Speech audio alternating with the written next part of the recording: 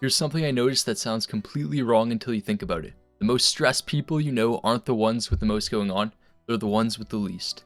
The person juggling a business, a training schedule, a creative project, and a full social life, they describe their week and you're exhausted just listening to it. But they're not overwhelmed, they're just moving. The person with one job they kind of hate, nothing they're building, and a lot of free time, they're the ones who can't sleep, can't focus, and feel like everything is on top of them. That's not coincidence, that's how stress actually works.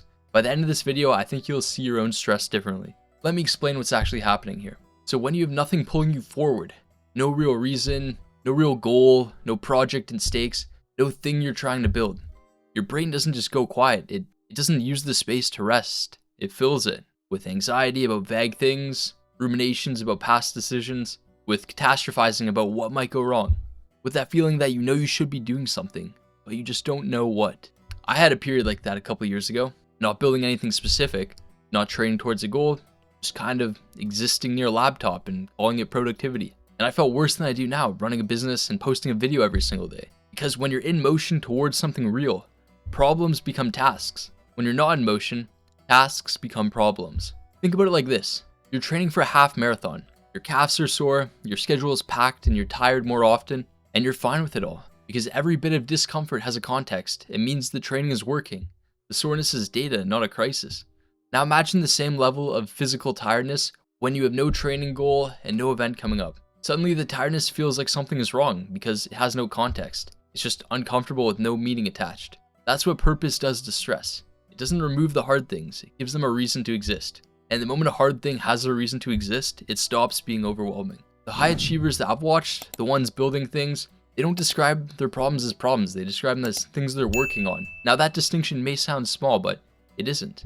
The language tells you everything about their relationship to the obstacle. I've got a situation with the client I need to resolve versus everything is going wrong with this client. Same client, completely different relationship to the difficulty. The first person is navigating while the second is drowning. And the only real difference is whether they're in motion towards something or not. So here's the other thing nobody talks about when it comes to stress.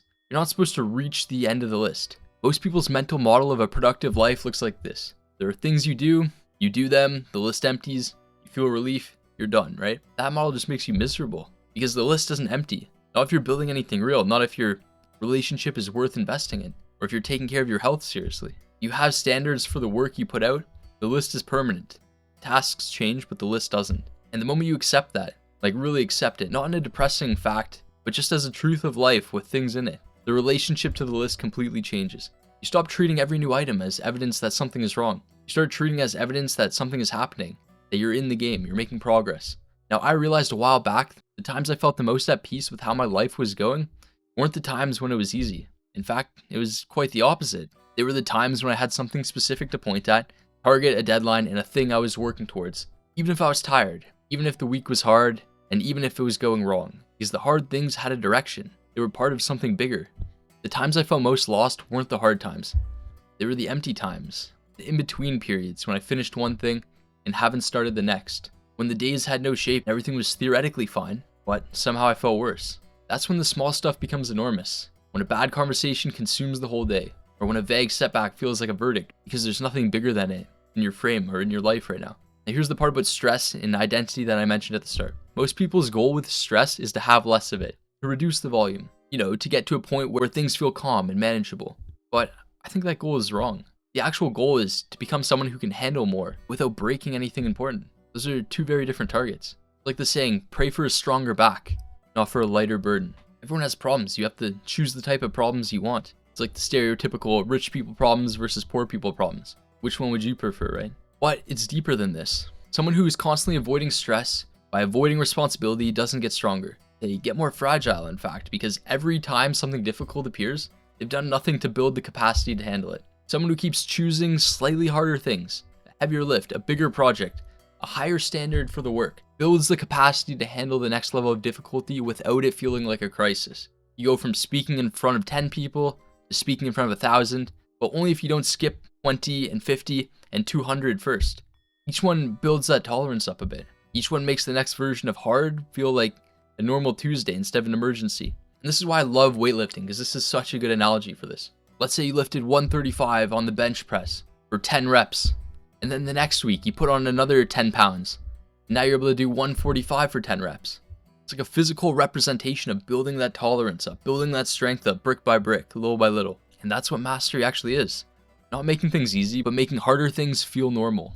And the reason this matters is that the life you want, whatever specific version that is, has hard things in it. It has responsibility, it has pressure, and things are going to go wrong and be inconvenient at times. Now, that's not a downside of the good version of your life. That's a feature of it. So the answer isn't to get a version of your life where hard things stop. The answer is to become the kind of person who moves through hard things without losing the thread. Do hard things now, your life will be easy later on. Do easy things now, your life will be harder later on. It's like that cycle. I don't know if you guys have seen that graph of, weak men create hard times create strong men, and strong men create easy times. It's like this cycle that keeps going, right? And easy times create weak men, right? So someone who sees the storm coming goes back to the wheel and navigates. Not because they're not affected by it, but because they've decided in advance that navigating is just what they do. If you commit to something, just follow through, just do it. What's the worst that'll happen? You'll fail, you'll get some more data for what else to do. That identity, I'm someone who follows through, sounds simple. And it is, but it's one of the most powerful things you can build.